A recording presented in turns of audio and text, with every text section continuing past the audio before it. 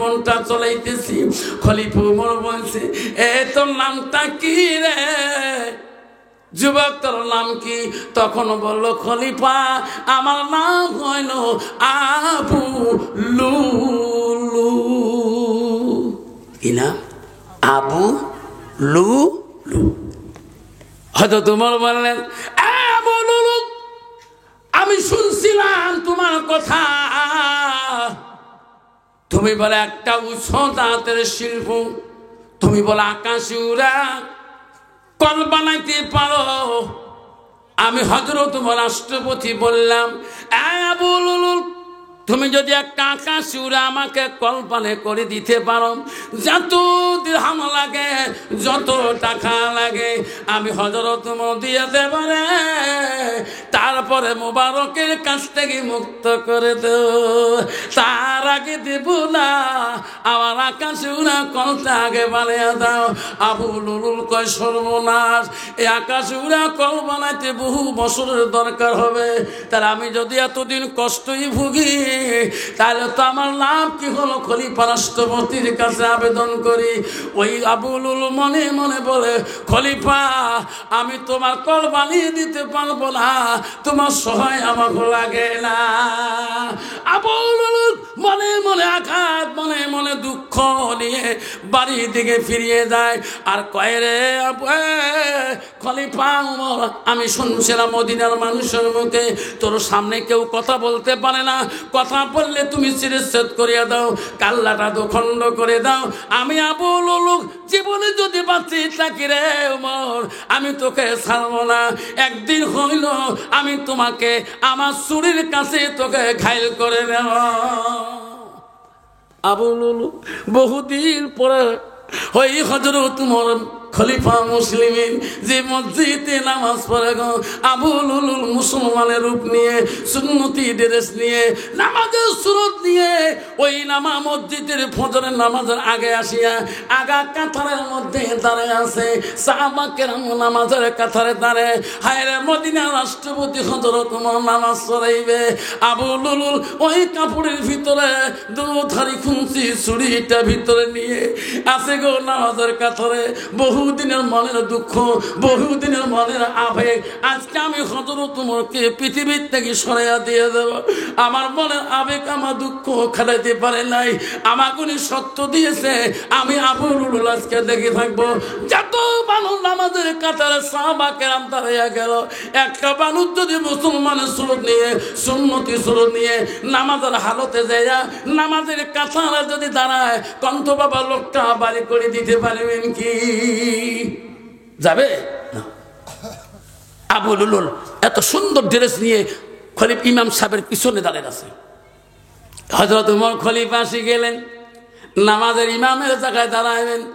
আবু লুলুল মনে মনে ভাবলেন, দাঁড়ার সাথে সাথে ছুরি চলা যাবে না, কারণ এনার মধ্যে একটা নিয়ম আছে, যখন আল্লাহু আকবারকে নিয়তটা বাঁধবে তখন নামাজের নিয়ম নষ্ট করবে না। আমি ওই সময় ছুরিটা চালু করে দেব। বেঈমান আবু লুলুল রে, ও বন্ধুগণ শুনিয়া রাখেন, ওই বেঈমান আবু লুলুল ওই সময় খলিফা রাষ্ট্রপতি যখন আল্লাহু আকবারকে নামাজের নিয়তটা বানিয়ে নিলেন, সূরা ফাতিহা শুরু করে দিলেন। আবু লুলুল ওই সময় ছুরিটা বার করিয়া, ওই সময় ছুরিটা বার করে কাপড়ের তল থেকে এমন ভাবে হযরত ওমরের শরীরের মধ্যে একবার না, দুইবার না, তিনবার পর্যন্ত বাড়ি দেয়। হযরত ওমর খলিফা মুসলিমের ওইভাবে নামাজ প্রথম রাকাত যখন সিজদা যাওয়া আবার তিনবার বাড়ি দিল, ছয়বার আগে করে খুঁজতে বাড়ি দিল। হযরত ওমর খলিফা মুসলিমিন নামাজের মধ্যে প্রথম কেরাতের মধ্যে ঢুলি পড়ে নাই, ওইভাবে রুকু সিজদা দিয়ে হযরত ওমর খলিফা দাঁড়িয়ে গেছিলেন। দ্বিতীয় রাকাত নামাজ খলিফা ওমর পড়াইতেও পারে না, আর থাকতেও পারে না। ওই সময় হযরত ওমর খলিফা নামাজ নষ্ট করতে দেবে না। তার পিছনে একজন সাহাবী ছিল, তার নাম আব্দুর রহমান বিন আউফ, ওনাকে টানিয়ে দিয়ে বলছে, কাঁদছে, রে আব্দুর রহমান, নামাজ নষ্ট করা যাবে না। আব্দুর রহমান আয় আয়, আমার পরে সূরা মিলি নামাজটা তুমি শেষ করিয়া দাও, আমি থাকতে পারি না, আমি থাকতে পারি না। আব্দুর রহমান বিন রব ওই সময় ইমামের জায়গায় যা সূরা মিলিয়া নামাজটা তাড়াতাড়ি শটের মধ্যে শেষ করে দিল। আবু লুলুল ছুরি মারার পরে পালা চেষ্টা করলো। ওই সময় কত মুসলমান, কতটা মুসল্লিরা মুমিনরা ভয়ের চোটে পালিয়ে গেছে, আর কতগুলা যাবার যাই নাই, আমার জীবন যাবে রে, ইনি কোন মানুষ রে, আমার খলিফাকে কি করলো রে। খলিফা যখন নামাজের কাতার থেকে মসজিদের বারান্দা দিয়ে ডুলি পড়ে গেলেন, ওই সময় বেঈমান আবু লুলুলকে সাপড়ে ধরলো গো। ওই সময় আবু লুলুল ভাবলো আমাকে তিনারা মারি শেষ করে দেবে, কত জঘন্য শাস্তি দিবে। কিতাবে আছে ওই সময় আবু লুলুল নিজের অস্ত্র দিয়ে নিজেই শেষ হয়ে গেলেন, যাতে আইনার হাতে আমি কষ্টই মৃত্যু না হয়। গরিবের খবর নেওয়ার জন্য পথ রাস্তা দিয়ে গেতেছে, গেতে গেতে এক বাড়ির পাশে, কিতাবে আছে এক বাড়ির পাশে দাঁড়াইছিলেন সবে সাদেকের আগে আগে। এমন সময় বাড়ির ওই মহিলাটা বলতেছে তার বেটিকে, বেটি এখনো ঘুম ভাঙি না? হ্যাঁ বেটি উঠো, আমার গাভী আগের মতন দুধ দিতে পারে না। বেটিরা মদিনার বাজারে তুমি যাও, আমার গাভী দুধ কম হয়েছে রে বেটি। এই বেটি ওই দুধের মধ্যে পানি মিশিয়ে দিয়েছি রে, সমান করে দিয়েছি রে বেটি। এই দুধ নিয়ে তুমি মদিনার মার্কেটে বাজারে যাও। বেটি তুমি উঠো, বেটি তাড়াতাড়ি আইসো। বেটি ঘুম ভেঙে বলছে, মাম্মি ও মা তুমি কি বললি মা? বলছে মা আজকে আমার গাভীর দুধ কম হয়েছে মা, আমার দুধের মধ্যে মা পানি সমান করে দিয়ে আগের মতন দুধ বানিয়ে দিয়েছি। মা তুমি দুধ নিয়ে বাজারে যাও, এই গাখি নিয়ে মদিনার মার্কেটে যাও। বেটি বলছে মা তুমি আইন জানো না মা, মদিনার রাষ্ট্রপতি, মদিনার খলিফাতুর রাশিদিন হযরত ওমর আইন করে দিয়েছে মা, কোন মুসলমান মদিনার যদি এক বিন্দু যদি দুধের মধ্যে পানি মিশিয়ে বিক্রি করে, মা যদি ধরা পড়ে যায় মা, তার দুনিয়াতে জিন্দা রাখবে না মা, তার সানি তরবাল দিয়ে দুনিয়াতে মা তার দুখণ্ড করে দেবে মা। মা আমি দুধ ওই পানিওয়ালা দুধ নিয়ে মা আমি মদিনার মার্কেটে যেতে পারবো না মা, আমি মদিনায় যেতে পারবো না।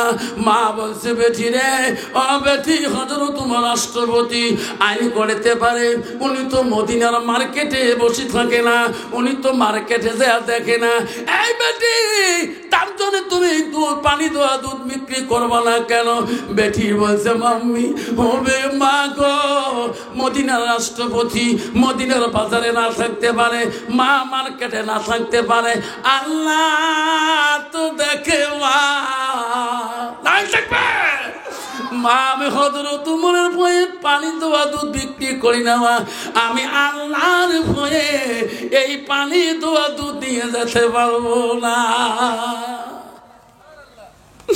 মা আমাকে তুমি জোর করিও না মা, মা হযরত ওমর নজরে না দেখতে পারে মা, হযরত ওমরের পথে বা দেখতে দুধটা নজর না পড়তে পারে মা। আমার রব্বিল আলামিন মা আসার দিনে বিচারক দেরি হবে, তার নজরে আমি ধরা পড়বো মা, আমি দুধে বিক্রি করা পানি দেওয়া দুধ বেচাবো না। হযরত ওমর সব শুনতেছে বাড়ির আড়াল থেকে, যখন মেয়েটা বলছে ও ঘুমা আমি পানি দেওয়া দুধ নিয়ে মদিনার মার্কেটে যাবো না, হযরত ওমর দুই চোখের পানি তরতর করে ছাড়ে দিয়েছে। আল্লাহ পৃথিবীর জমিনে একটা পুরুষরা ইমানদার হইতে পারে না, আল্লাহ নারীরাও ইমানদার আছে। আল্লাহ আল্লাহ একটা পৃথিবীর জমিনে একটা পুরুষ না তোকে ভয় না করে, আল্লাহ আল্লাহ মহিলারাও তোকে ভয় করে।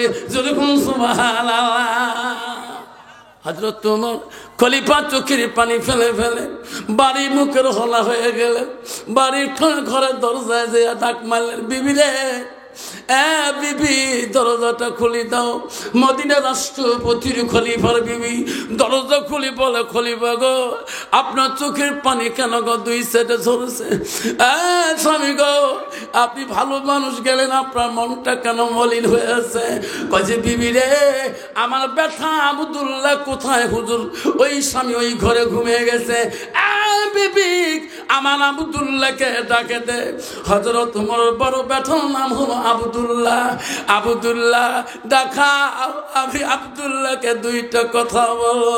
মা যে ডাক মারলেন, আব্দুল্লাহ রে আব্দুল্লাহ কত ঘুমাও বাবা, তোমার আব্বা কেন তোমাকে ডাকতেছে? আমার মতন ব্যথা না, আমার মতন ছেলে না। আব্দুল্লাহ ডাক তো যেতে যেতে ডাক দিয়ে দৌড়িয়েছে বাবার ঘরের সামনে বলো, আব্বাই আব্বা আমি হাজির। কেন আব্বা এত রাতে আমাকে ডাকতেছেন? বলেন আব্বা তোমার কি হয়েছে? আব্বা আপনার কি অসুবিধা হয়েছে? আব্দুল্লাহ বলে, আব্বা কি হয়েছে আব্বা আমাকে খুলি বলেন। আব্দুল্লাহ রে কেন ডাকলাম? আমি তোমার কি হই? ও আব্বা আপনি আমার কলিজার টুকরা আব্বা হন। আব্বা রে আব্দুল্লাহ আমি যদি কোনো কথা তুমি মানবি কিনা? আব্বা কেন মানবো না? আমি যদি তোমার ছেলে হয়ে তোমার কথা না মানি, আব্বা পৃথিবীতে আমি কার কথা মানবো? আব্দুল্লাহ রে তুমি তাড়াতাড়ি তুমি সুন্নতি বিয়ের পোশাকটা পরিয়ে নাও। বাবা তুমি পোশাক পত্র রেডি করে নাও। কেন আব্বা? আমি তোর জন্য এমন একটা সুন্দরী মেয়ে দেখি আসলাম বাবা, ওই মেয়েটাকে দিয়ে আমি তোর বাবা বিয়ার চুক্তি করতে চাই। তুমি কেমন খুশি না খুশি? সঙ্গে সঙ্গে আব্দুল্লাহ বলছে, আব্বা তুমি যদি ওই মেয়েটা দিয়ে যদি খুশি হও, আমি আব্দুল্লাহ খুশি। যেরকম সুবহানাল্লাহ। কিন্তু বাবা আজকাল যুবক ছেলেরা তো বাবা মা পছন্দ করলে সেই ছেলেটা পছন্দ করবে না। যেরকম ঠিক না ঠিক? আব্দুল্লাহ বলছে, আব্বা আপনি যদি খুশি হন আব্বা আমি কেন খুশি হব না? আপনি যেখানে দিবেন আমি সেই জায়গায় বিবাহ বন্ধন করব। আব্বা শোনা চানারা মনে রাখেন, মদিনা রাষ্ট্রপতি হযরত ওমর মদিনা থেকে আসা, মদিনা রওজা মুবারক থেকে ফেরার পরে বাড়ি আসছিলেন, আশিখালি ঘরে প্রবেশ করছিলেন, তফসিরে আছে। আসার পরে একটা লোক কদিন থেকে ফিরে যায়, লোকটা দেখা পায় না, খলিফা রাষ্ট্রপতি দেখা পায় না। কত বাবা দেশের জেলে আমার প্রেসিডেন্ট মেম্বার কাউন্সিলর আছে, কত গরিব মানুষ তখন দেখা পাইবে? দেখা দেয় কত সহজ না। ভাই প্রেসিডেন্ট আছে, কেন আজি না আহিব, কালে স্যার খুব বিজি আছে, কালে আহিব। ঠিক না ঠিক? আর যদি ধনী মানুষ ফোন করছে, হ্যালো স্যার আহক মই আছো কালি সময়ত আহিব, বেলেগ বেলেগ মানুহ আছো তো ইমান নাথাক, অলপ লাহেকৈ ভিতৰত আহিব। ঠিক না ঠিক? রাষ্ট্রপতি বলছে কে আছে? খলিফার একজন সাথী বলছে, হুজুর এই লোকটা 3 দিন পর্যন্ত আপনার দেখা করতে পারে না, আপনি বাড়িতে থাকেন না, ওই লোকটা আসছে ক্লান্ত শরীর নিয়ে আপনার দেখা শরীর দাঁড়িয়ে আছে বাইরে। হয়তো তোমার বলছে যা ওনাকে বলি দাও, আমি কিছুক্ষণের মধ্যে এক্ষুনি দেখা করবো। যেরকম সুবহানাল্লাহ। আজ তো কতি মনে ভালো ভাবা পৃথিবীর রাষ্ট্রপতি হিংসা নাই কিনে নাই মনে। আস্তে করে বেরিয়ে আসলেন, আসি ছেলেটার সাথে দেখা করলেন। বলছে বাবা তোর বাড়ি কোথায়, কেন আসলি, বলো কি সমস্যা হয়েছে তোমার? তখন বলছে ও মদিনা রাষ্ট্রপতি, ও মদিনা খলিফাতুল মুসলিমিন, আমি এক এক করে আমি 3 দিন পর্যন্ত আমি ফিরিয়ে যাই, আমি দেখা পাই না, আপনি বাড়িতে ছিলেন না। ও খলিফা আমার মনে বড় আশা গো, মনে বড় আশা, আপনি বলে গরিবের দরদি, আপনি গরিবকে বলে সহায় করেন, অসহায় মানুষের সামনে দাঁড়ান। আমি মদিনার মানুষের মুখে শুনলাম আমি একজন অসহায় মানুষ গো খলিফা, আমি বড় কষ্ট হয়ে পড়ে আছি। কইছে বেটা তোর কি অসুবিধা হয়েছে আমাকে আগে বলে নাও। কইছে খলিফা গো আমি আমি একজন বীর, আমি লেহান্দার যুদ্ধের মধ্যে আমি মুসলমানের কাছে হারিয়ে দিয়ে আমি বন্দী হয়েছি। আমি একজন বীর। ও খলিফা মুসলিমিন, তোমার একজন সাহাবী হযরতে মুবারকের কাছে আমাকে পয়সা দিয়ে গোলাম হিসেবে আমাকে কিনে আনে বাজার থেকে। ও খলিফা, আমি সেই মুবারকের কাছে থাকতে পারি না, আমার সহ্য হয় না। খলিফা গো, আমার প্রতিদিন 2 দিরহাম 200 দিরহাম করে টাকা দেওয়া লাগে। এত দিনের গোলামি টাকা আমার বড় ঋণ এখনো শোধ হয় নাই। আমি তার কাছে মুক্ত চাই। ও খলিফা, ওই মুবারকের কাছে আর থাকতে পারি না। আমি কেমন করে থাকবো ওই মুবারকের কাছে? আপনি মদিনা রাষ্ট্রপতি গো, দয়া করে তার কাছ থেকে আমাকে খালাস করে মুক্ত করে দাও। হযরত ওমর বললেন, বেটারে, তুমি ডেইলি যদি 200 দিরহাম করে টাকা দাও, তোমার ইনকাম ফ্যাসিলিটি কি? তুমি কেমন করে 200 টাকা ইনকাম করো? পাবে না? বলো। ও খলিফা, আমি দেশ 200 দিরহাম টাকা দেই। আমার জীবনে 3টা ইনকাম ফ্যাসিলিটি আছে। 1 নম্বর ইনকাম হলো, ও খলিফা, আমার জীবনে আমি একটা কর্মকার, আমি লোহা গরম করে অস্ত্র তৈরি করতে পারি। আমার জীবনটা আমি কর্মগিরি জীবন কাটাই। কর্মকার বুঝেন তো? লোহা গরম করে পুরান লোহা লাগিয়ে আগুনে ঢুকি দিয়ে ছাতি টানিয়া একবার যদি মারি রে বাপ, আগুন সাত সাত করি তো তোর পাখে দৌড়া চলে কোন ঠিক না বেটি। খলিফা গো, আমার জীবনে আমি একটা কর্মকার জীবন কর্ম শিখিয়েছি। তুই না কর্মগুলো খলিফা, আমি সুতা বানাইতে পারি, আমি সুতা আবিষ্কার করতে পারি, বিষ দিয়ে পোকা দিয়ে আমি পুতুলা বানাইতে পারি। 3 নম্বর কর্মকার হলো আমার জীবনটা। ও খলিফা, আমি একজন আর্টম্যান, ছবি আঁকতে পারি, একটা মানুষকে দেখলে আর্ট করতে পারি, একটা পিস্কারকে দেখতে আর্ট করতে পারি। এই 3টা কর্মজীবন দ্বারা আমার জীবনটা চলাইতেছি। খলিফা ওমর বলছে, এ তোর নামটা কি রে যুবক, তোর নাম কি? তখন বলল, খলিফা, আমার নাম হইল আবু লুলু। কি নাম? আবু লুলু। হয়তো তোমার বললেন, আবু লুলু, আমি শুনছিলাম তোমার কথা, তুমি বলে একটা উচ্চ দাঁতের শিল্প, তুমি বলে আকাশে উড়া কল বানাইতে পারো। আমি হযরত ওমর রাষ্ট্রপতি বললাম, আবু লুলু, তুমি যদি একটা আকাশ উড়ে আমাকে কল্পনা করে দিতে পারো, যত দিরহাম লাগে, যত টাকা লাগে, আমি হযরত ওমর দিয়ে দেব রে। তারপরে মুবারকের কাছ থেকে মুক্ত করে দেব, তার আগে দেব না। আমার আকাশ উড়া কলটা আগে বানিয়ে দাও। আবু লুলুল কয়, সর্বনাশ, এই আকাশ উড়া কল বানাইতে বহু বছরের দরকার হবে। তাহলে আমি যদি এতদিন কষ্টই ভুগি, তাহলে তো আমার লাভ কি হলো? খলিফা রাষ্ট্রপতির কাছে আবেদন করি। ওই আবু লুলু মনে মনে বলে, খলিফা, আমি তোমার কল বানিয়ে দিতে পারবো না, তোমার সহায় আমাকে লাগে না। আবু লুলু মনে মনে আঘাত, মনে মনে দুঃখ নিয়ে বাড়ির দিকে ফিরিয়ে যায়। আর কয়, রে খলিফা ওমর, আমি শুনছিলাম মদিনার মানুষের মুখে তোর সামনে কেউ কথা বলতে পারে না, কথা বললে তুমি শিরচ্ছেদ করিয়া দাও, কাল্লাটা দোখণ্ড করে দাও। আমি আবু লুলু জীবনে যদি বাঁচি থাকি রে ওমর, আমি তোকে ছাড়বো না। একদিন হইল আমি তোমাকে আমার চুরির কাছে তোকে ঘাইল করে নেব। আবু লুলু বহুদিন পরে ওই হযরত ওমর খলিফা মুসলিমিন যে মসজিদে নামাজ পড়ে গো, আবু লুলুল মুসলমানের রূপ নিয়ে, সুন্নতি ড্রেস নিয়ে, নামাজের সুরত নিয়ে ওই মসজিদের ফজরের নামাজের আগে আসিয়া আগা কাতারের মধ্যে দাঁড়ায় আছে। সাহাবা কেরাম নামাজের কাতারে দাঁড়ায়, হায় রে মদিনা রাষ্ট্রপতি হযরত ওমর নামাজ পড়াইবে। আবু লুলুল ওই কাপড়ের ভিতরে দুধারি খুঁজি ছুরিটা ভিতরে নিয়ে আছে গো নামাজের কাতারে। বহুদিনের মনের দুঃখ, বহুদিনের মনের আবেগ, আজকে আমি হযরত ওমরকে পৃথিবীর থেকে সরাইয়া দিয়ে দেব। আমার মনের আবেগ, আমার দুঃখ খাটাইতে পারে নাই, আমাকে উনি সত্য দিয়েছে। আমি আবু লুলু আজকে দেখে থাকবো, যত মানুষ নামাজের কাতারে সাহাবা কেরাম দাঁড়িয়ে গেল। একটা মানুষ যদি মুসলমানের সুরত নিয়ে সুন্নতি সুরত নিয়ে নামাজের হালতে যায় নামাজের কাতারে যদি দাঁড়ায় কন্ত বাবা লোকটা বাড়ি করে দিতে পারবেন কি? যাবে না। আবু লুলুল এত সুন্দর ড্রেস নিয়ে খলিফা ইমাম সাহেবের পিছনে দাঁড়িয়ে আছে। হযরত ওমর খলিফা আসি গেলেন, নামাজের ইমামের জায়গায় দাঁড়াইবেন।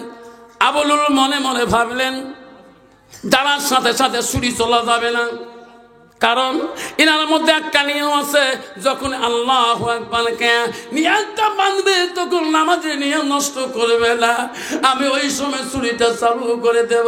বেঈমান আবু লুলুল রে, ও বন্ধুগণ শুনিয়া রাখেন, ওই বেঈমান আবু লুলুল ওই সময় খলিফা রাষ্ট্রপতি যখন আল্লাহু আকবারকে নামাজের নিয়তটা বানিয়ে নিলেন, সূরা ফাতিহা শুরু করে দিলেন।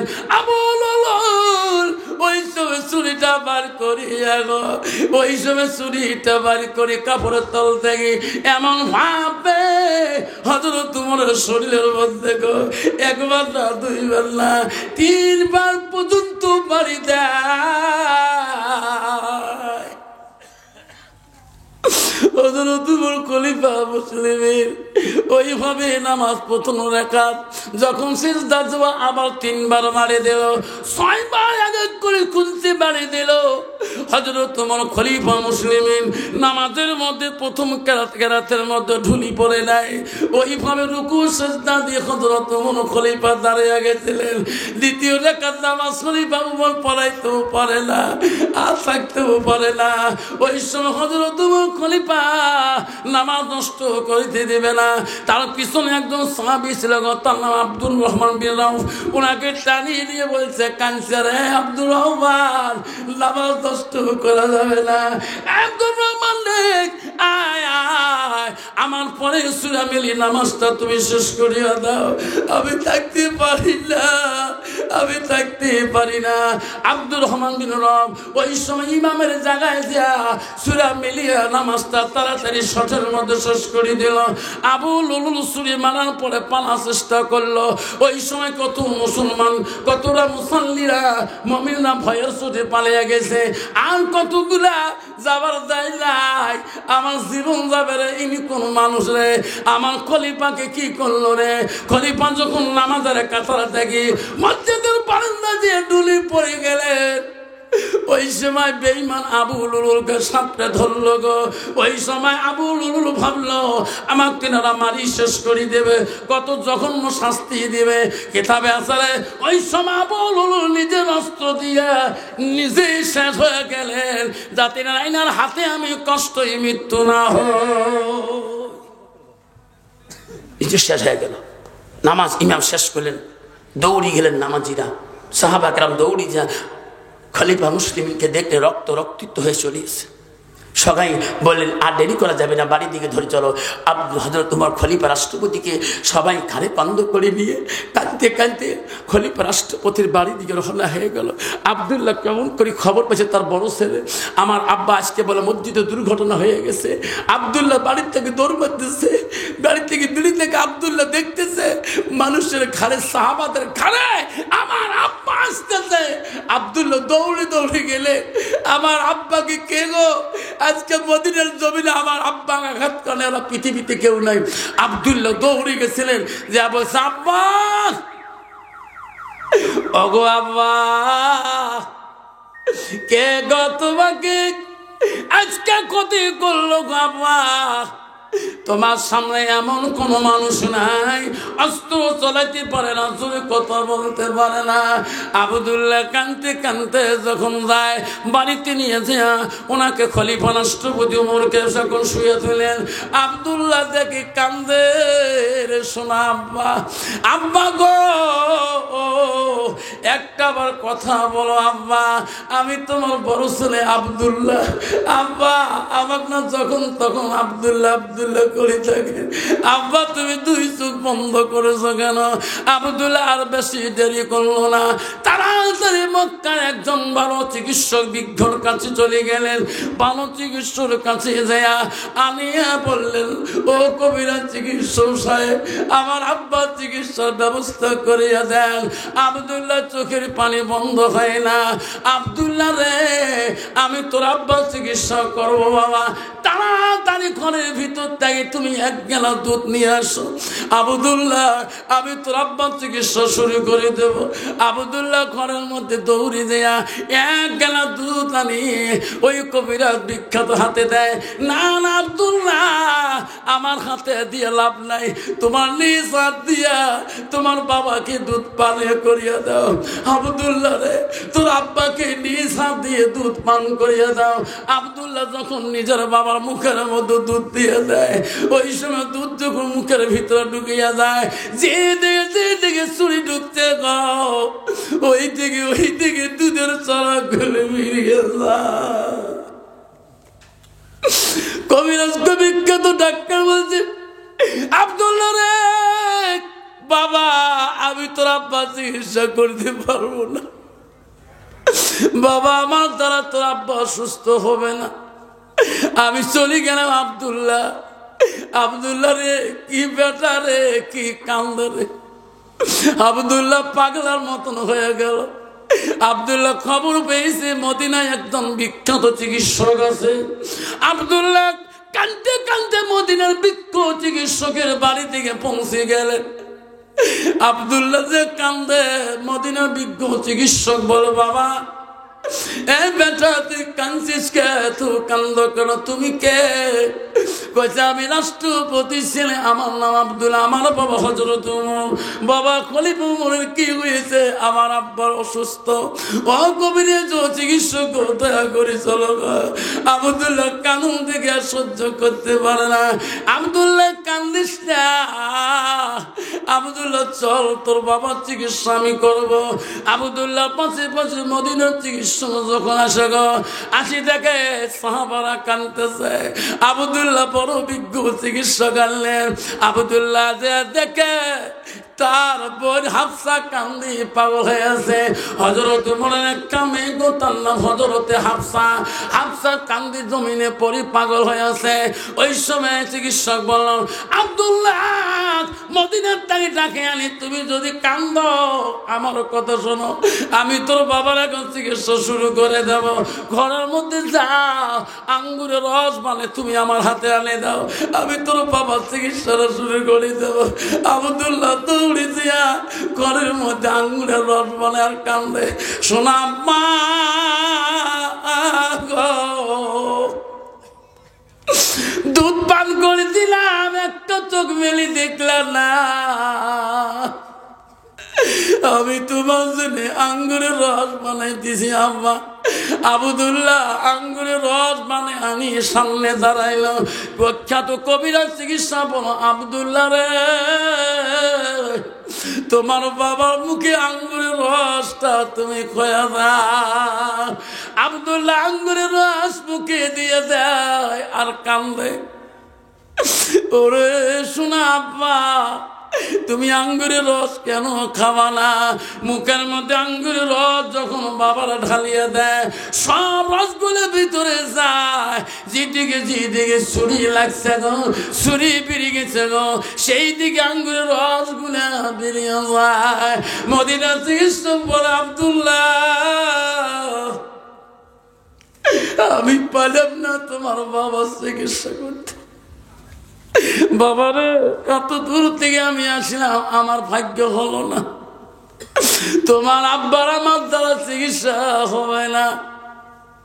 এক বন্ধুগণ, আব্দুল্লাহ ঢুলে পড়ে যাই গো, আমার আব্বার জন্য এত কষ্ট করলাম, আমার আব্বাকে কেউ সুস্থ করিতে পারে না।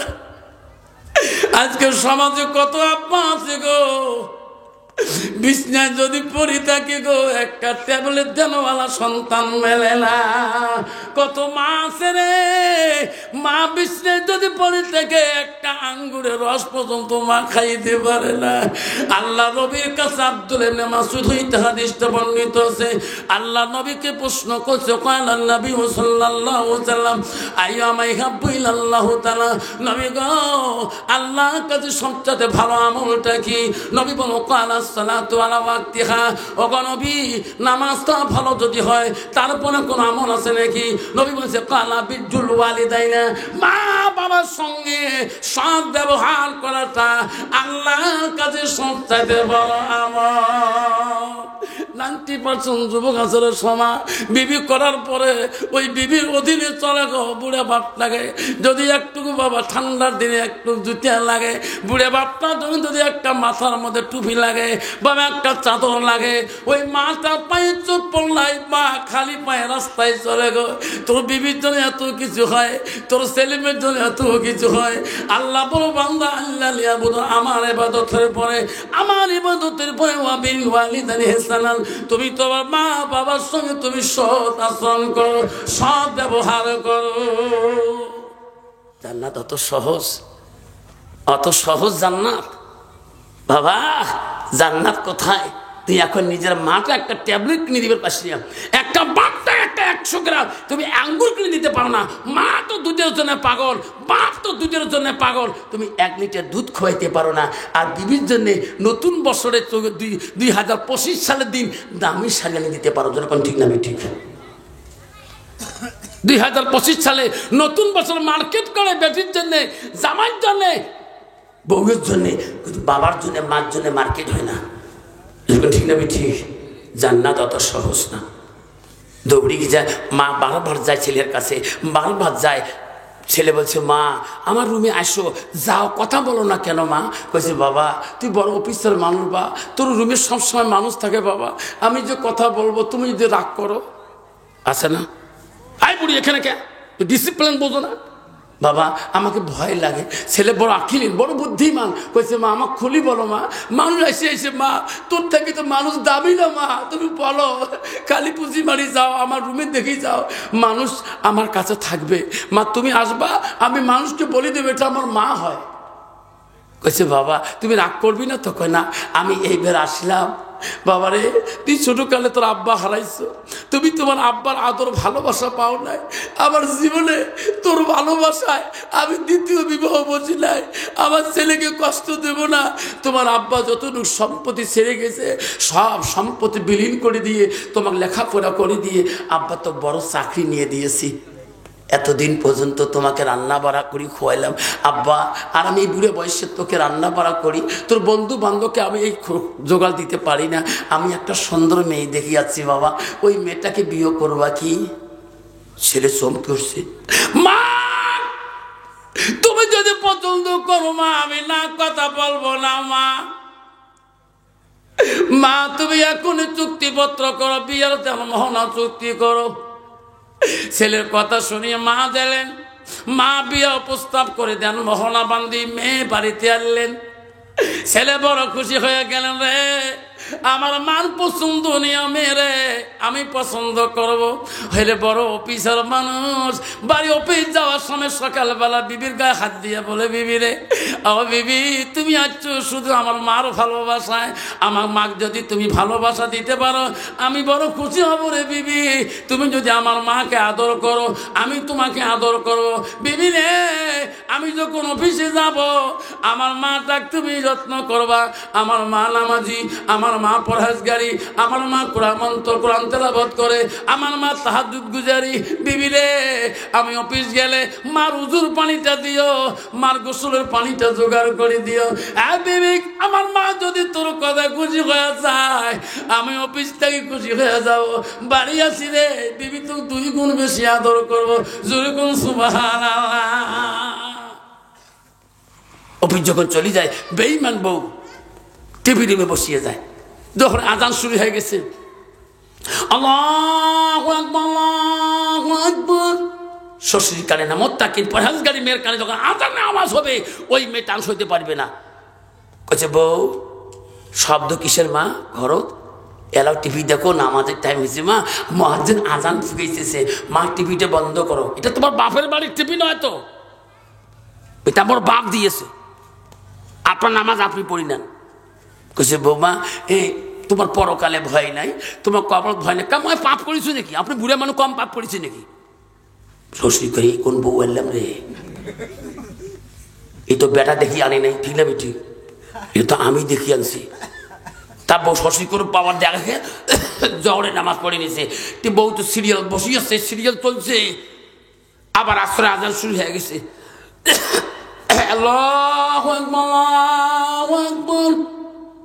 বৌমা এরাও বন্ধ করেন নাই? ইসবারে তোমার ভয় নাই? জহরের নামাজ নিয়ে বলছেন সিরিয়াল, এরাও সিরিয়াল চলছে, যাই পড়ি, বেশি প্যাস প্যাস না করিব। বউ পেশামিস কয়, শিক্ষিত বউ, প্যাস প্যাস ন করিব। লাস্টে কইছে বুড়ি, বুড়ি কইছে মা স্বামী দূরে ব্যবসা বাণিজ্য করলে, দূরে চাকরি করলে মা স্বামীর জন্য দোয়া করতে হয়, আল্লাহ খুশি হয়ে যাবে, বালা মুসিবত স্বামীকে দিবে না, মুসিবত আল্লাহ ফেলাবে না।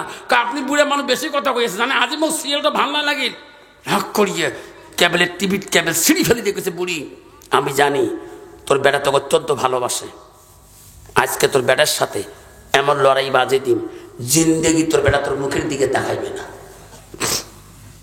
বুড়িমা ঘরে যখন গেলে কেবল তার সিঁড়ি ফেলে দিয়ে বৌমা যা ঘরে দরজা বন্ধ করে বাইরে লাইট অফ করে দিয়ে ঘুমিয়ে পড়লো। এমন সময় স্বামী অফিসার বাড়িতে আসলেন, আসি বলছে বিবি রে, বিবি দরজা খোলো, দেখো কত মাছ কত মাংস নিয়ে যাচ্ছি, বিবি রান্না করো, আমার মা খাবে, আমি খাবো, তুমি খাবা। বিবি দরজা খোলে না। আয় বিবি, আচ্ছা দেখো কত সবজি, কত রকম ফল পাকড়, বিবি রে আমি খাবো, আমার মা খাবে, তুমি খাবা, দরজা খুলে দাও। বিবি খোলে না, আবার চিক্কু দিয়ে বলছে, বিবি তুমি সন্ধ্যাতে তুমি বাইরে লাইট অফ করছো কেন, ঘরের লাইট অফ করছো কেন? বিবি ডাক করি দরজা খুলে দিয়ে ঘরের লাইট অন করে দিয়ে বাইরে লাইট অন করে দিয়ে দৌড়িয়ে দিয়া টেবিলের কাছে একটা খাতা একটা কলম আনি বলল, স্বামী গো কেন দরজা খুলি নাই, তাড়াতাড়ি লিখিয়ে দাও। কি লাগবো? স্বামী 3 তালাকে বান করে দাও, তালাক নামাটা লিখিয়ে দাও। স্বামী আমি তাড়াতাড়ি বাবার বাড়িতে চলে যাব। স্বামী বলছে পাগলি, তোমাকে আমি কোন দুঃখে তালাক নামা লিখে দেয়? স্বামী কেন দরজা করলাম না? আপনি জানেন না, আপনি অফিস যাওয়ার পরে বলে তোমার মার মারপিট হয়, তোমার মা আমাকে মারে, তোমার মা আমার দায়িত্বলি গাল পরে, আমার বংশের দিকে হাত পায়। ও স্বামী গো আমাকে তালাক নামা দাও, আমি তোমার মার জ্বালা যন্ত্রণা সহ্য করিতে পারি না। ও স্বামী আমি আমার বাবার একটা মেয়ে গো কোটি টাকা দিয়ে বিয়ে দিতে পারে, আরো 10 কোটি বাবা খরচ করতে পারবে, তবু তোমার মার যারা সহ্য করতে পারি না। লাস্টে স্বামী বলছে বিবি রে, ও বিবি এই আমার মা তো তোকে পছন্দ করে নিয়ে আসছে, বিবি সত্যি যদি মা না কোথায় থাকে আমি খালি মা এমন কানুর বাক্য বলিও না, তোমার কথার দ্বারা তোর মা বাবা যাতে ও শব্দটা পায় না। অভিযোগ শুনতে শুনতে যখনই সহ্য করতে পারে নাই দৌড়ি দেয়া মৌলানা সাহেবের পা দুইটা জড়ো করিতে, হুজুর এই বয়ান করেন না কে?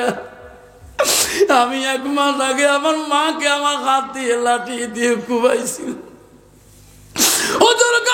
আমার হাত যদি জাহান্নামের আগুনে জ্বলে, এই হাতের কি মূল্য, পায়ের কি মূল্য? হুজুর তোমার পা দুটো ধরে কান্দি গো হুজুর, হুজুর আমাকে মাফ করে দে, আল্লাহ যাতে আমাকে মাফ করিয়ে দেয়। হুজুর বলছে ব্যথা আমার পা তো দূরের কথা রে, সারা বিশ্বের মানুষের যদি তুমি পা ধরো রে ব্যথা, কোনোদিন আল্লাহ মাপ দিবে না যতক্ষণ পর্যন্ত তোর মা তোকে মাপ দেয় না। বেটারে যদি বাঁচতে চাও বেটা আমার পা ছাড়ি দিয়ে যাও, যে তোর ওই মাটার কাছে ক্ষমা চাও, যে মাটা তুমি লাঠি দিয়ে কোবাইছো, লাঠি দিয়ে মারছো। অফিসার দৌড়ি দৌড়ি পানির দিকে চলিয়ে গেল, 2 চোখের পানি ফেলে আর কামলে, মা আমি বড় বেঈমান ছেলে, মা আমি বড় অপরাধী ছেলে, মা বাড়ির ঘরে দরজা যে ডাক মারে, বিবি রে দরজা খুলি দে রে বিবি, দরজা খুলি দে। বেঈমান বিবি ওই দিন বলে, স্বামী গো সারাদিনের শরীরটা ভালো না, মাথার বেশ ঠ্যাঙের বেশ শরীরের ব্যথা, ও স্বামী বিছনা থেকে উঠতে পারি না, দরজা ধাক্কা দিলে খুলিয়া যাবে, ফ্রিজে ভাত আছে, ফ্রিজে পানি আছে, ফ্রিজে মাছ আছে, মাংস আছে, টক আছে, সবজি আছে, ডাইল আছে গো স্বামী নিয়ে খান, আজকে যদি ক্ষমা করেন আমি তোমার গুটি খানা দিতে পারবো না। কিন্তু বাবা এইরকম ডিজিটাল বিবি সমাজে আছে না? মেলা আছে, তোমার তুই ঘুঘু ডোবার নাই। স্বামী কয় নিয়ে খেতে পারেন না, নিয়ে খাও। বাবা বেসাতে এমনি বউ দিয়ে ভয় খায়। কত কত বউ আছে বাবা, স্বামীর নাকে টাকে ঢেকে ফেলায়, আছে না? বউ কালকে ঘুঘু ডোবা গেছি গো, আফসার মোল্লা আসছি দেখতো বউ, 7 দিন আগে তোমার বড় ভাই কেমন করছি, নাক নাগে গেছে, নাক ফাটে গেছে। বউ তুই কই এলে ওয়ার শনি কল জায়গায় থাক থাক করে কাঁপে। বউ মানুষটি এত সাদা, কত বাবা বউ যদি কারো নাকে নাক ফাটে ফেলায়, ওই স্বামী কোনদিন বাজারত দেখবে মোর বউ নাক ফাটাইছে কবে বুঝান ওয়ার শুনি বউ কই যে থরথরে কাঁপে। ওয়ার শুনি বাড়ি গেল বউ, তুই নিন ধরে না বউ, বাকি রায় বেসরাও ওয়ার শুনিয়ে গেছে বউ, উনিও আসেন নামাজ এমনি 3 মাস থেকে আওয়াবই নাই, তাতে ঢিকি ঢিকি হয়ে গেছে। যেই বাড়ি যাচ্ছে নামাজ পড়িয়ে সবার সঙ্গে আসলো, তক করিতে হাত দিতে ধরলো, মাপ করেন মেলা ঢিকেছ এমনি সাদা, যা মাপ দিলুম যা, আফসোস বয়ান শুনছিস তো, যা মাপ দিলুম। বউ যেই মাপ দিচ্ছে কলজেটা আমার ঠান্ডা হ্যাকের, আজকে সকাল থেকে 4 গের ভাত খালো, পেট ভরে না। তুইও তোমার মাসির বেটি খালো তো বই নস, তুই আমার কারপর বসছিস না কালকে? কলে হ্যাঁ। তুই আমার দুলে ভাই করে গুড়ি ফেলতেছিস বিছনার থাকি, তুই মাপ নিস না? মুই মাপ নে, মোর মাও করে গেছে, তুমি জীবনে মাপ নাই নাই তারে বেটি মুই, মোর মাপতে মোর বাপতে মোর মাক মানুষ রেখিছে নেই, আসল না? মা যদি ভালো হয় মেয়ে ভালো হবে, মেয়ে যদি ভালো হয় রে মা ভালো হবে, মাস্টার যদি ভালো হয় ছাত্র ভালো হবে, ছাত্র যদি ভালো হয় রে মাস্টার ভালো হবে, ইডি যদি ভালো হয় ফার্মা ভালো হবে, ফার্মা যদি ভালো হয় রে ইডি ভালো হবে। এমন জাতের কচু আছে অল্প জালে সিদ্ধ হয়, এমন জাতের মেয়ে আছে অল্প কথায় বুঝিয়ে পায়, এমন জাতের কচু আছে অল্প জালে সাজে না, এমন জাতের মেয়ে আছে অল্প কথায় বোঝে না। বাপ ভালো তা ছেলে ভালো, মা ভালো তা জি, গাই ভালো তা বাছুর ভালো, দুধ ভালো তার ঘি। এরকম ঠিক না বেটি? শোনার চানরা আমার মা বলে না, ও মা বলে না, জান্নাত যদি যাইতে চান না, তুই মাওলানার বেটি হ, মুক্তির বেটি হ, মুহাদ্দিসের বেটি হ, মা তুই মা কারির বেটি হ, এমএলএর বেটি হ, ম্যাজিস্ট্রেটের বেটি হ, প্রেসিডেন্টের বেটি হ, গাঁওগুলোর বেটি হ, মা যাই হও না কেন, তোমার কথা তাই যদি তোমার স্বামী যাতে আঘাত না পায়। মারে শুনে রাখো মা, নবীজির প্রথম স্ত্রী ছিল হযরতে খাদিজাতুল কুবরা, নবীজির দ্বিতীয় বিবি ছিল মা হযরতে সাউদা রাদিয়াল্লাহু তাআলা, নবীজির তৃতীয় বিবি ছিল মা হযরতে মা আয়েশা সিদ্দিকা আম্মা জান, নবীজির চতুর্থ বিবি ছিল মা হযরতে যায়েনব রাদিয়াল্লাহু তাআলা, নবীজির পঞ্চম বিবি ছিল মা হযরতে হাফসা রাদিয়াল্লাহু তাআলা, নবীজির 6 নম্বর বিবি ছিল মা হযরতে উম্মে সালমা, নবীজির 7 নম্বর বিবি ছিল মা হযরতে উম্মে হাবিবা, নবীজির 8 নম্বর বিবি ছিল মা হযরতে মাইমুনা, নবীজির 9 নম্বর বিবি ছিল মা হযরতে সুফিয়া, নবীজির 10 নম্বর বিবি ছিল মা হযরতে রায়হানা, নবীজির 11 নম্বর বিবি ছিল মা হযরতে মারিয়া। নবীজির একুত্তাগে 11 জন বিবি জীবনে চলে যায়, কোন বিবির দ্বারাই আমার সোনার নবী কষ্ট পায় না। সুবহানাল্লাহ। কন্ত বাবা বর্তমান সমাজে একটা বিবির দ্বারা স্বামীরা কষ্ট পায় না, না পায়? কত পায় আল্লাহ। স্বামী এমন ঢেল ঢেলাইছে আমার ওটি, যদি ঠ্যাং না তুলতে ঠ্যাং ভাঙি দিলে যা কুত্তে মাথা ফাড়ি অশেষ। কত নারী আছে বাপরে। মা বোনেরা আমার মা শুনে রাখেন, নবীজির তৃতীয় বিবি ছিল হযরতে মা আয়েশা। আয়েশা ছিল মদিনা রাষ্ট্রপতির মেয়ে, যেরকম সুবহানাল্লাহ। প্রথম খলিফাতুর রাষ্ট্রপতি মদিনা প্রথম শাসনকর্তার মেয়ে ছিলেন মা আয়েশা সিদ্দিকা মা। নবীজির আবু বকর 2টা মেয়ে ছিলেন, প্রথম মেয়ের নাম ছিল হযরতে আসমা আর দ্বিতীয় মেয়ের নাম ছিল হযরতে মা আয়েশা। আয়েশা ছিল নবীজির 3 নম্বর স্ত্রী হযরতে মা আয়েশা। আয়েশা ছিল কোরআনের হাফেজা, জোরে কোন সুবহানাল্লাহ। আর বর্তমান সমাজের নারী হলো ঝগড়ির হাফেজা, ঠিক না বেটি? কি ঝগড়া করে বা ঝগড়া করতে করতে স্বামী যদি কালা হয়, স্বামী কালটু গোলাম পর্যন্ত কয়, জোরে কোন ঠিক না বেটি? স্বামী কালটু, স্বামীর বাপ কালা, মা কয় মা কোন বংশ বিয়ে দিল, মা যারটাই কালা, ঠিক না বেটি? মা বলেন আম্মা না শোনার চাল, মা বলে না গো খবরদার মা স্বামীকে কালা বলবি না মা, মা তো স্বামী হয় মা, ও যাউজুহা আনহা রাদিন। ওই স্বামীকে যদি তুমি রাজি করাইতে পারো মা, ওই নবী স্বামীকে যদি খুশি করাইতে পারো মা, মা রে জান্নাত যাওয়া সহজ মা। রাসূল বলবো আতাত বালাহা, তোর স্বামী যখন গারো করে আসবে মা তুই স্বামীর সাথে গল্প করবা, মুচকি হাসি মারবা মা। যতবার তোর স্বামীটা তোর দিকে তাকায় তাকায় দেখবে। আল্লাহ রাসূল বলল গভীর রাত যখন হয়ে যায়, স্বামী স্ত্রী যখন গল্প করে, গল্পটাও যদি দুনিয়াদারি হয়, রাসূল বলল স্বামী স্ত্রী গভীর রাতের গল্পটা আল্লাহ ইবাদতের সঙ্গে গণ্য করে দেয়। যেরকম সুবহানাল্লাহ। মা বোনেরা গো, আম্মারা শুনি রাখো যুবক, ওই সময় অফিসার চলে গেল। বিবি বলছে ঘরের মধ্যে ভাত আছে, ফ্রিজে ভাত আছে, ফ্রিজে সবজি মাংস আছে। যুবক অফিসার ফ্রিজের কাছে চলিয়ে গেলেন, আস্তে করে যেয়া ফ্রিজ খুললেন, চোখের পানি দরদর করে ছাড়িয়ে দিতেছে। সুন্দর করে ভাত নিলেন, মাছ মাংস সাজিয়ে নিয়ে কয় আল্লাহ বহুদিন থেকে মাগ আমি নিশাতে খোয়াই নাই, যে মাগ আমি মাগ নিয়ে আমি একসাথে খাচ্ছিলাম। আল্লাহ বেঈমান বিবির জন্য আমি মাগ এতদিন খবর নিলাম না, আজকের ভাত আমি নিজে গো মার মুখে তুলে খোয়াবো।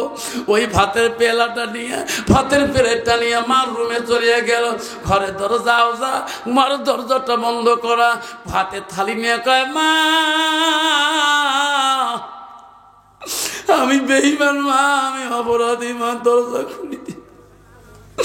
মা রে তুই যদি মাপ না করিস মা পৃথিবীর কেউ মাপ করবে না। এক এক করে দুইটে দাগ দেয়, ঘরে মানুষ আছে কিনা কোনোই বোঝা যায় না। আস্তে করে লাথি দিলে ধাক্কা মারার সাথে দরজা খুলিয়া যায়, দেখে রে মার বিছনার মধ্যে কোনো কাপড় জামা নাই, মার ঘরটা জামুল হয়ে পড়ে আছে, পোকা মাকড়ের ভিংড়িল হয়ে আছে গো। মা ভাবলো রে ছেলে রে মা এই রুমে নাই কেন, আলগা একটা রুমে চলে গেল। মা ওই রুমে ঘুমাইছে, ওই রুমে ধাক্কা মারলো, দেখো ওই রুমের মধ্যে কেউ নাই। আবার একটা রুমে গেল, এক এক করে বাড়ির সব রুম গুলো ছেলে তদাল করলো, তদর করলো, কোন রুমের মধ্যে মা নাই। আস্তে আস্তে বিবির রুমের কাছে, বিবির ঘরে যা বলো বিবি রে সত্যি করে বল বিবি আমার মা আমার বাড়িতে কোন রুমে ঘুমায়? বিবি লাফ দিয়ে উঠি বলো স্বামী গো আজকে কার মুখে কোন কথা শুনি মার খবর নেই। স্বামী কার মুখে শুনে আসলে আজকে তোমার মার খবর নেন? পাগলা স্বামী গো আমার কথাতে তোমরা যেদিন তোমার মাকে লাঠি দিয়ে কুবাইয়া বাড়িতে কি ঘরের মধ্যে বিছনায় ফেলিয়া দেন, ও গো স্বামী তোমার মা 3 দিন অনাহারে থাকিয়া বাড়ি থেকে বেরিয়ে গেছে। ও গো স্বামী তোমার মা আজকে মাস ডালে হয়ে যায়, 1 মাস পার হয়ে যায়। তোমার মা দুনিয়াতে বাঁচে আছে কিনা আমি সঠিক বলতে পারবো না। এই বাড়িতে তোমার মা নাই গো স্বামী, এতদিন আমি তোমার খুলি বলি নাই। পাতের টানে তুই চিক্কর দিয়ে বলছে বিবি রে কি করলি? আবার সোনার কলিজার মাটাকে আমি কোথায় হারাইলাম? ওই আলমারির দরজায় দিয়া লাফ দিয়ে দিয়া ছুরিটা টানি আনি বললো বিবি খোদার কসম করে চুরি নিয়ে বললাম বিবি রে যে মা হতে আমি দুনিয়া আসিলাম, যে মা হতে আমি দুনিয়া নজর পাইলাম সে মা হারাইলাম। মনে রাখিস বিবি রে কথা দিলাম যতদিন মাকে ফিরি পাবো না এই বাড়িতে আসবো না। বিবিরে কি করি সংসার, কি করি বাড়ি, কি করি চাকরি, চিরকালে যাবো রে বিবি মার তালাশ নেব মা কোন দেশে আছে। তারপরে মা যদি বেশি আছে রে মাকে নিয়ে বাড়ি আসবো, ইয়ার আগে আমি আর পা দেব না। অভিযোগ চুরিতে নিয়ে বাড়ি থেকে যায় বিড়ে মাগো তুমি কোন দেশে গেছে মামাক চারিবা দেশন তো খোঁজে রে, নদী খাল বিঘের খোঁজে, পাহাড় জঙ্গল খোঁজে, কোনো দিকে মার কোনো তালাশ পায় না, মার কোনো সারা শব্দ পায় না। খুঁজতে খুঁজতে কিছুদিন চলে গেল, খাওয়া নাই দেওয়া নাই, চোখের পানি অফিসের বন্ধ হয় না। সামনে দিন না রাত বুঝতে পারে না, পাগল হয়ে গেছে মার জন্য। সামনে দেখে রে বিশাল একটা বাড়ি দেখা যায়, পূর্ণিমা রাত গো, দিন না রাত বুঝতেও পারে না, পাগল মতি হয়ে গেছে। ওই বাড়িটা পর্যন্ত যাই রে, এত দেশ স্থানান্তর এত গ্রাম খুঁজলাম মা নাই। ওনার মন দেখলো রে মা বোধহয় মারা গেছি রে, মা মারা গেছে। ওই বাড়িটা পর্যন্ত যে খুঁজে মা মা করি দেখা মা একটা বার তোর চেহারাটা দেখতে চাই, কোন জঙ্গলে আসো মা? বাড়ি থেকে বেরি বড় বাড়িটার পরে দেখি একটা ভাঙা ঘর দূরে দেখা যায়। অভিযান মনে করলো ওই ঘরটা দেখে আসি। ওই ঘরের কাছে যখন রওনা হয় একটা আওয়াজ, গুনগুন শব্দ পায়, আওয়াজ শোনা যায় আল্লাহ, যেদিন থেকে আমার ছেলে লাঠি দিয়ে আমাকে কুবাইছে আল্লাহ, সেদিন থেকে আমি দাঁড়িয়ে নামাজ পড়তে পারি না আল্লাহ, আমি বসে বসে নামাজ পড়ি আল্লাহ, আমি রুকু সিজদা ভালো করে দিতে পারি না। অভিযান আস্তে আস্তে যায় রে, ওই ভাঙা ঘরের আওয়াজটা শুনিয়ে পায়, ভাঙা ঘরের ফুটে দিয়ে দেখে মা খালি মাটিতে সেজদা দিয়ে কাঁদতেছে।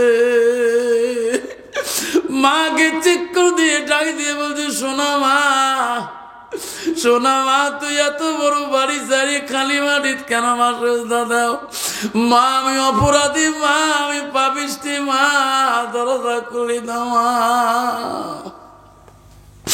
মা নামাজ শেষ করে দোয়া শেষ করে মনে মনে কল্পনা করে, কে রে এই দেশে আমার কে রে মা কয় রে, কে মা কয়? একটা কুসন্তান ছিল গো, ওই দেশে সারিয়েছি, এখানে কে আমার মা ডাকে আমার কলজাটা ঠান্ডা করতে চায়। মা ভাঙা বেড়া ফুটে দিয়ে দেখে রে, ওই কুসন্তান হাতে ছুরি নিয়ে মা করি ডাকতেছে। মার ভয় আসি গেল গো, ডর আসি গেল গো, সন্তান হাতে ছুরি নিয়ে এই জায়গায় কেমন করে খবর পেল? মনে হয় রে বৌমা বোঝা বুদ্ধি শিখিয়ে দিচ্ছি রে, আমাকে কাল্লাটা কাটি ফেলি দিয়ে বেটা চলে যাবে রে। রে বেটা, আজকে হাজারা যদি মা বলো রে দরজা খুলে দেও না রে বেটা রে, আজকে তোকে আমি জিন্দাতে কাল্লাটা দেব না রে বেটা।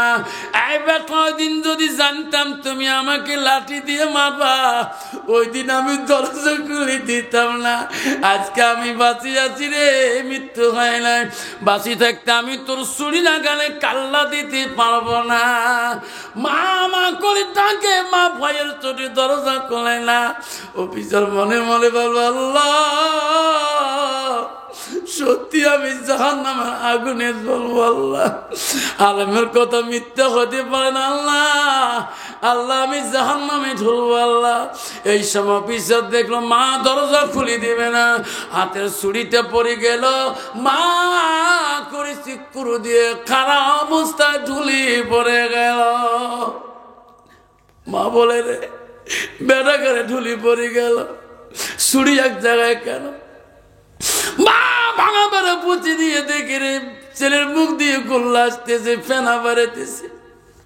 মার সন্দেহ লাগে গেল রে, বৌমা বিষ খেয়ে দিছে নাকি, আমার বেটাটিকে পাগল বানিয়ে দিল নাকি রে। আমি মা বাজি দেখতে বেটা চলে যেতে দেব না, আমি আর চুরিকে ভয় করি না, আমার কলিজের সোনা গাকে মরিতে দেব না। মা দৌড়ি ঘোড়ার দরজা খুলে দিয়ে দৌড়ে আসি, অজ্ঞান ছেলেটাকে বুকের মধ্যে নিয়ে বলে, মানিক শোনা, তোর অবস্থা কেন বা পাগলের মতন হয়েছে? আর একটা বার মা করে, মা আমি তো চুরির বয়ে মা ডাক শুনে দিতে ভয় পাচ্ছিলাম।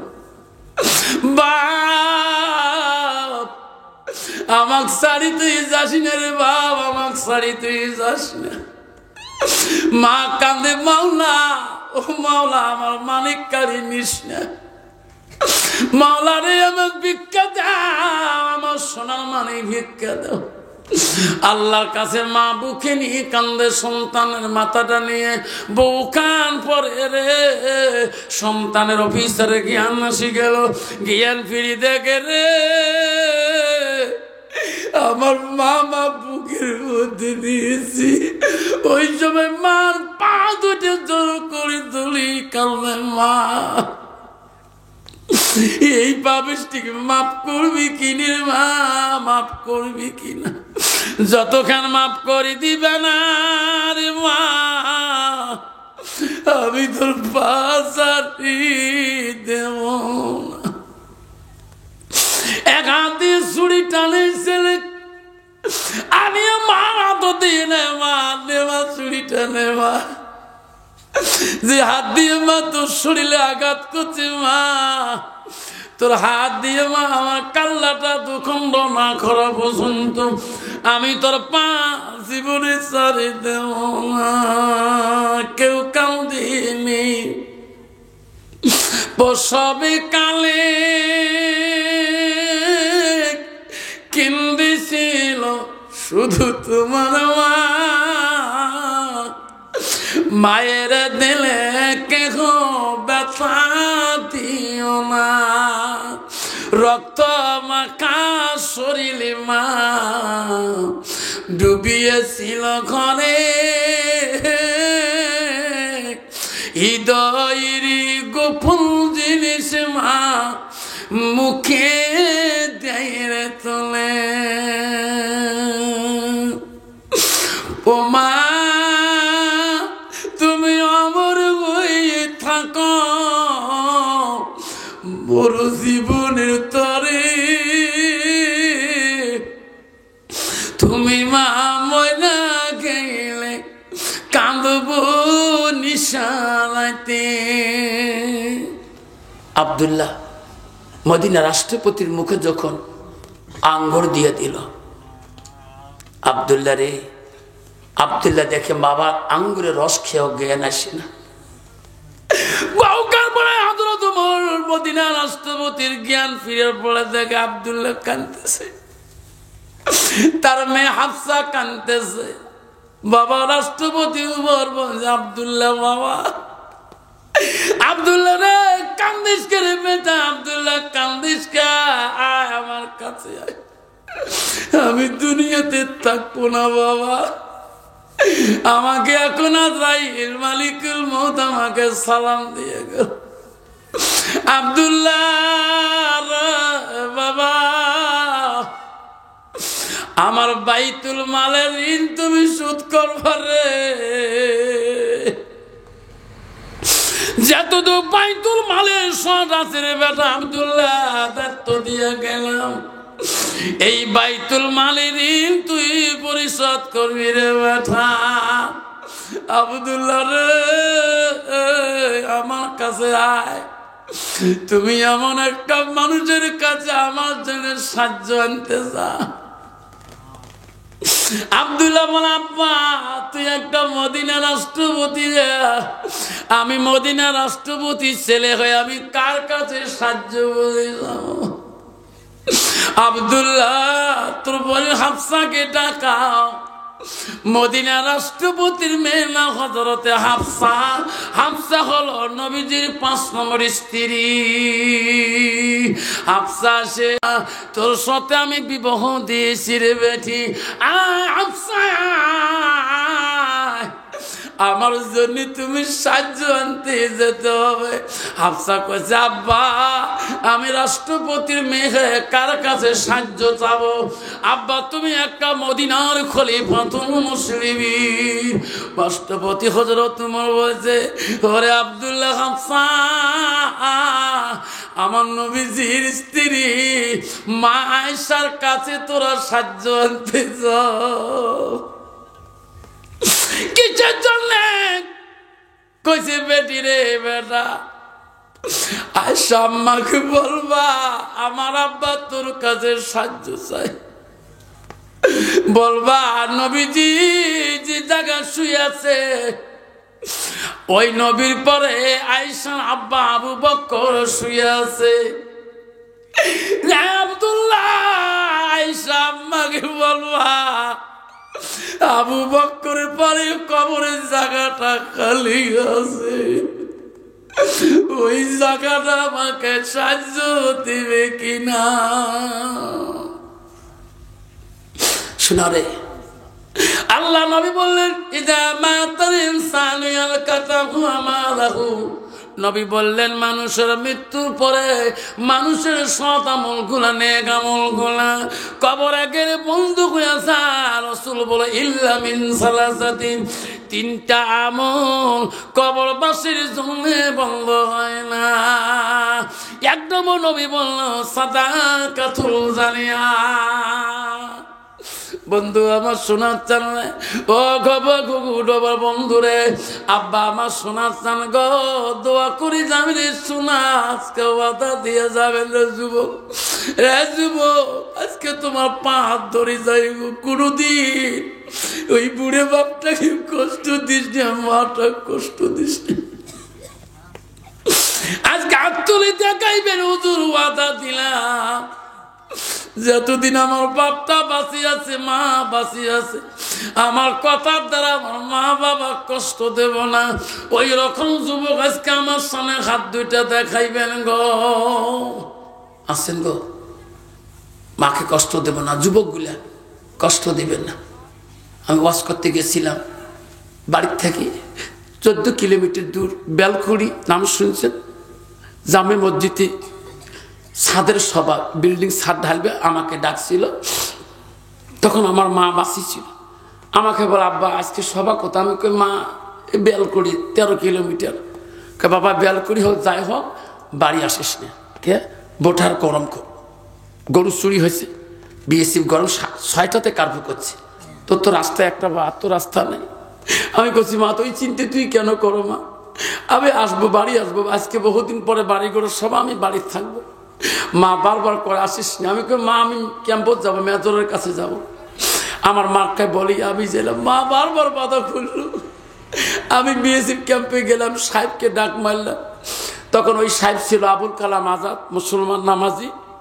আমাকে বলল আফসার ভাই তুমি বলে দিনাজপুর গেছো, তোমার ছোট ভাই বললো মৌলানা বাড়িতে নেই দিনাজপুর। আমি কালকে তোমার বাড়ির সামনে গেছিলাম, তোমার ভাইকে বললো মৌলানা বাড়িতে নেই, কয়েছে ভাই জলসা করতে গেছে, তুমি আজকে আসছো? আমি কই ভাই আজকে তো আসলাম, একটা কথা বলতে চাই। বোটার বলে গরম, কলে হ্যাঁ, কাটাতার কাটি গরু নিয়ে গেছে। আমি কইলাম ভাই আমি যে আজকে রাতে রাস্তা ছাড়া তো রাস্তা নাই, আমি আসবো। কইছে আফসার ভাই তার চিন্তা করো কেন, আমি আবুল কালাম থাকাকালীন রে বোটারে তুমি সারা রাত যদি আইসো কেউ তো বাধা দিতে পারবে না। যা যা যা যা, আমি সমস্ত প্যাট্রিলিংকে বলে দেব, হুজুর রাস্তা দিয়ে আসবে, রাত 2টা 1টা বাজতে পারে, হুজুরকে সিঙ্গেল কেউ দেবেন না। আমার সাহস আছে, পয়সার অধীনে প্যাট্রিলিং চলে। আমি রাত 12টা পার হয়ে গেল, 1টার সময় আখিরি দোয়া হয়ে গেল। মারে মা মনে মনে ভাবছে বেটা বাড়ি আসবে রে, কাটা তারা বগলে বাড়ি বাড়ি ঢুকতে যদি বেটাকে আক্রমণ করে রে, আমি মা কেমন করে সহ্য করবো রে। মা 12:30 পর্যন্ত আগুনের মধ্যে ওই খোসার আগুন তফে তফে মা বসিয়েছে, সবাই বাড়ির ঘুমাইছে গো। 1টার পরে আমি ওই বোটা রোটে বাইক ধরে যখন আসি, বিএসএফরা বসিয়েছে, আমার কিছুই বলে না। বাড়ি মুখ হওয়ার সাথে গাড়ি লাইটটা আমার মেন গেটের যা পড়ে, মা বলে রে এত রাইতে আমার বাড়ি মুখে গেটের লাইট কেন, বাবা বাড়ি আছে নাকি? মা কালী থাকার জন্য অ্যাটেন্ড নিয়েছে, মনস্থ নিয়েছে। মা ঘরের দরজাটা খুলিয়ে গেটের সামনে যে মা আস্তে করে লক খুলি দেখে হয় মই, মা ঠাস করে দরজা খুলে দিল, বাড়ির ভিতরে ঢুকিয়ে সালাম দিয়ে বল মা কেন মা তুই এখনো চেতন আছিস? মা বলছে মানিক বাড়ি ফিরার কথা বলছিস রে, দেখ ঘষের আগুন এখনো দাউ দাউ করে জ্বলছে রে বেটা, তোর জন্য 12:30 পার হয়ে যায়, তুই নাই। আমি মনে করবো তুই আসবা না, যেই তোর গাড়ির লাইট যখন বাড়ি মুখে পড়লো তখন সন্দেহ করলাম তুই হওয়া। আমি বলছি মা যেদিন তুই বলি যাবা মা, আমার গেটের দরজায় কে মা দাঁড়ে থাকবে রে শোনা?